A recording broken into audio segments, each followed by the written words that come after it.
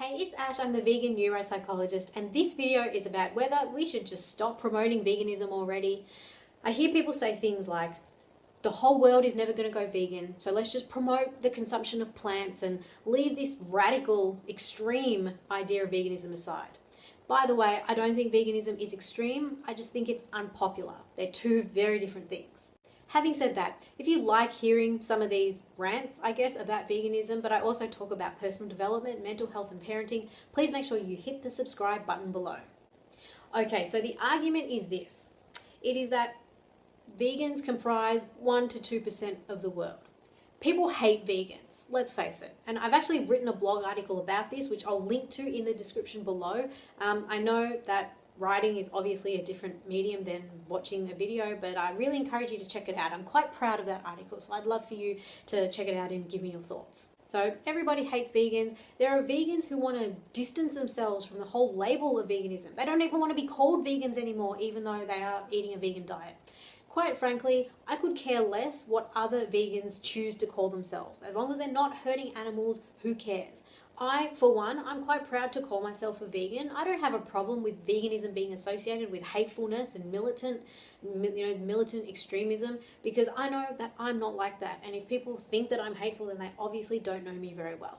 But that's beside the point. Now, I totally get why people want to promote the consumption of plants over promoting veganism. Because yes, veganism has this bad reputation, and there are a lot of people who think to themselves, I could never be vegan, and so they don't even try.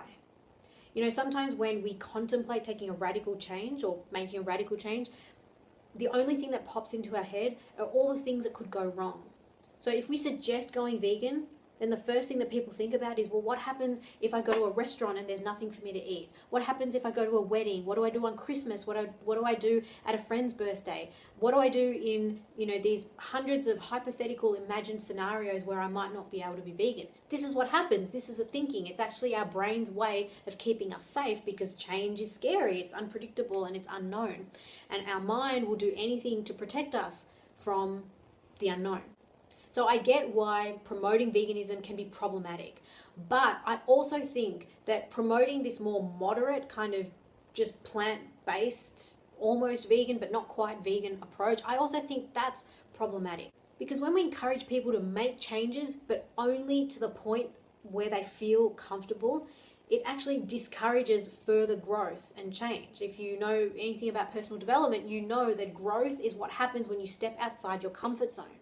Now, for most people who go vegan, they didn't start off with veganism as their end goal. It was just, I can't eat animals right now. I can't eat dairy right now. I can't eat eggs right now in good conscience. But over time, veganism is a series of repeated decisions. And over time, those decisions become habit. And then we get to the point where we don't even look at animals as food anymore. So I think when we promote this more moderate approach, it can lend itself to complacency. And people think, yeah, I've cut out a few things and that's good enough for me. What I encourage is continual growth. So I do encourage people to go vegan quickly, right? As quick as you can. Don't go too slowly, but don't go so fast that you're just going to rebound right back into eating meat again. So it's sort of like this delicate balance. Go quickly, but not too quickly. But always have the end goal of veganism in mind, because I do really think that veganism is the moral imperative. Just like in society, we have a zero tolerance policy on burning people's houses down or walking up to people and punching them in the face.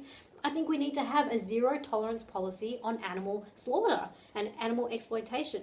Now, we don't live in that world just yet, but I really do think that society can go that way, and society is headed that way, judging by the rise in popularity of veganism.